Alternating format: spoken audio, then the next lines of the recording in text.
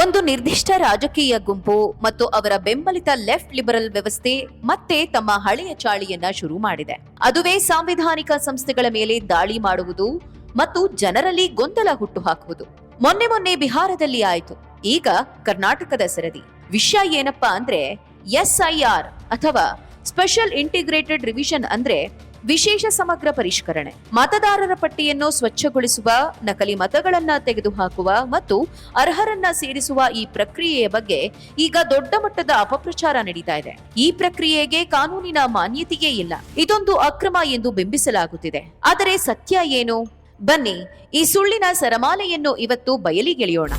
This is very clear that they are working only on behalf of BJP and Narendra Modi. BJP and Narendra Modi. ಕೇಳಿಸ್ಕೊಂಡ್ರಲ್ಲ, ಇದು ಕಾಂಗ್ರೆಸ್ ನಾಯಕ KC Venugopal ಅವರ ಮಾತು. ಚುನಾವಣಾ ಆಯೋಗವು ಪ್ರಜಾಪ್ರಭುತ್ವವನ್ನ ನಾಶ ಮಾಡುತ್ತಿದೆ, ಅವರು ಬಿಜೆಪಿಯ ಏಜೆಂಟ್ ಆಗಿ ಕೆಲಸ ಮಾಡ್ತಿದ್ದಾರೆ ಅಂತ ನೇರವಾಗಿ ಆರೋಪಿಸುತ್ತಿದ್ದಾರೆ. ಕೇವಲ ಇವರಷ್ಟೇ ಅಲ್ಲ, ಒಂದು ದೊಡ್ಡ ಪಡೆಯೇ ಸೋಷಿಯಲ್ ಮೀಡಿಯಾದಲ್ಲಿ ಅಪಪ್ರಚಾರಕ್ಕೆ ಇಳಿದಿದೆ. ಅವರ ವಾದ ಏನ್ ಗೊತ್ತಾ? SIR ಅಥವಾ ಮತದಾರರ ಪಟ್ಟಿ ಪರಿಷ್ಕರಣೆ ಮಾಡಲು ಚುನಾವಣಾ ಆಯೋಗಕ್ಕೆ ಅಧಿಕಾರವೇ ಇಲ್ವಂತೆ. ಇದರಿಂದ ಅಲ್ಪಸಂಖ್ಯಾತರ ಮತ್ತು ನಿರ್ದಿಷ್ಟ ಸಮುದಾಯದ ಮತಗಳನ್ನು ಡಿಲೀಟ್ ಮಾಡಲಾಗುತ್ತಿದೆಯಂತೆ.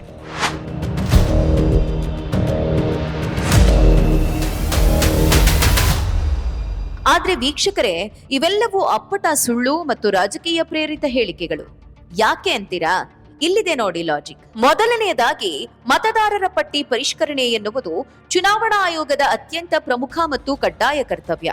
ಭಾರತದ ಸಂವಿಧಾನದ 324ನೇ ವಿಧಿಯ ಅಡಿಯಲ್ಲಿ ಮುಕ್ತ ಮತ್ತು ನ್ಯಾಯಸಮ್ಮತ ಚುನಾವಣೆ ನಡೆಸುವುದು ಆಯೋಗದ ಜವಾಬ್ದಾರಿ. ಅಷ್ಟೇ ಅಲ್ಲ, ಪ್ರಜಾಪ್ರತಿನಿಧಿ ಕಾಯ್ದೆ 1950ರ ಸೆಕ್ಷನ್ 21ರ ಪ್ರಕಾರ ಕೂಡ ಮತದಾರರ ಪಟ್ಟಿಯನ್ನು ಪರಿಷ್ಕರಿಸುವ ಸಂಪೂರ್ಣ ಅಧಿಕಾರ ಆಯೋಗಕ್ಕಿದೆ. ಹೀಗಿರುವಾಗ ಇದಕ್ಕೆ ಕಾನೂನಿನ ಬೆಂಬಲವಿಲ್ಲ ಎಂದು ಹೇಳುವುದು ದ್ರೋಹವಲ್ಲದೆ ಮತ್ತೇನು? ಇಲ್ಲಿ ಪ್ರಶ್ನೆ ಇರುವುದು ಸಿಂಪಲ್. ಮತದಾರರ ಪಟ್ಟಿಯಲ್ಲಿ ಸತ್ತವರ ಹೆಸರಿದ್ದರೆ, ಒಂದೇ ವ್ಯಕ್ತಿಯ ಹೆಸರು ಎರಡೂ ಕಡೆ ಇದ್ದರೆ ಅಥವಾ ನಕಲಿ ಮತದಾರರಿದ್ದರೆ ಅದನ್ನು ತೆಗೆದುಹಾಕುವುದು ತಪ್ಪಾ? ಸ್ವಚ್ಛ ಮತದಾರರ ಪಟ್ಟಿ ಕಂಡರೆ ಕಾಂಗ್ರೆಸ್ನಂತಹ ಪಕ್ಷಗಳಿಗೆ ಯಾಕಿಷ್ಟು ನಡುಕ? ವರ್ಷಗಟ್ಟಲೆ ನಕಲಿ ಮತಗಳನ್ನೇ ನಂಬಿಕೊಂಡು ರಾಜಕಾರಣ ಮಾಡಿದವರಿಗೆ ಈಗ SIR ಭೂತದಂತೆ ಕಾಣ್ತಿರೋದ್ರಲ್ಲಿ ಆಶ್ಚರ್ಯವಿಲ್ಲ ಬಿಡಿ.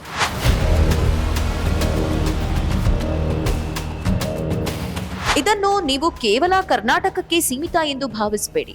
ಇದೊಂದು ವ್ಯವಸ್ಥಿತ ಟೂಲ್ ಕಿಟ್. ಬಿಹಾರ ಚುನಾವಣೆಯ ಸಮಯದಲ್ಲೂ ಇದೇ ರಾಗ ಹಾಡಲಾಗಿತ್ತು. ಈಗ ಕರ್ನಾಟಕದಲ್ಲಿ ಶುರು ಮಾಡಿದ್ದಾರೆ. ಇನ್ನು ಕೇರಳದಲ್ಲಿ ಅಲ್ಲಿನ ಸರ್ಕಾರವೇ ಈ ಪ್ರಕ್ರಿಯೆಯನ್ನು ಮುಂದೂಡಲು ನಿರ್ಣಯ ಪಾಸ್ ಮಾಡುತ್ತದೆ ಅಂದ್ರೆ ಅವರಿಗೆ ಪಾರದರ್ಶಕತೆಯ ಬಗ್ಗೆ ಎಷ್ಟು ಭಯವಿದೆ ಎಂದು ನೀವೇ ಊಹಿಸಿ. ಆದ್ರೆ ಈ ಬಾರಿ ಚುನಾವಣಾ ಆಯೋಗ ಸುಮ್ಮನೆ ಕುಳಿತಿಲ್ಲ. ಸುಳ್ಳು ಸುದ್ದಿ ಹಬ್ಬಿಸುವವರ ವಿರುದ್ಧ ಚಾಟಿ ಬೀಸಿದೆ. ಮತದಾರರ ಪಟ್ಟಿ ಪರಿಷ್ಕರಣೆ ಬಗ್ಗೆ ಅಥವಾ SIR ಪ್ರಕ್ರಿಯೆಯ ಬಗ್ಗೆ ಯಾರೂ ಉದ್ದೇಶಪೂರ್ವಕವಾಗಿ ಸುಳ್ಳು ಸುದ್ದಿ ಹಬ್ಬಿಸಿ ಜನರಲ್ಲಿ ಗೊಂದಲ ಉಂಟು ಮಾಡುತ್ತಾರೋ ಅವರ ವಿರುದ್ಧ ಕ್ರಿಮಿನಲ್ ಮೊಕದ್ದಮೆ ಹೂಡಲಾಗುತ್ತೆ ಅಂತ ಆಯೋಗ ಈಗಾಗಲೇ ಎಚ್ಚರಿಕೆಯನ್ನ ಕೊಟ್ಟಿದೆ.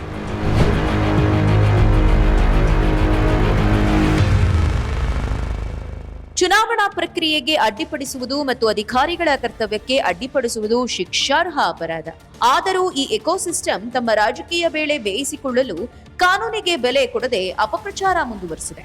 ಅಂದಹಾಗೆ ಪ್ರಜಾಪ್ರಭುತ್ವ ಉಳಿಯುವುದು ಪಾರದರ್ಶಕ ಚುನಾವಣೆಯಿಂದ, ನಕಲಿ ಓಟುಗಳಿಂದಲ್ಲ. ಮೋದಿ ಸರ್ಕಾರ ಮತ್ತು ಚುನಾವಣಾ ಆಯೋಗ ವ್ಯವಸ್ಥೆಯನ್ನ ಸ್ವಚ್ಛಗೊಳಿಸಲು ಮುಂದಾದ್ರೆ ಅದನ್ನು ಪ್ರಜಾಪ್ರಭುತ್ವದ ಕಗ್ಗೊಲೆ ಎಂದು ಬೊಬ್ಬೆ ಹೊಡೆಯುವವರ ಉದ್ದೇಶವೇನು ಎಂಬುದು ಈಗ ಸ್ಪಷ್ಟವಾಗಿದೆ.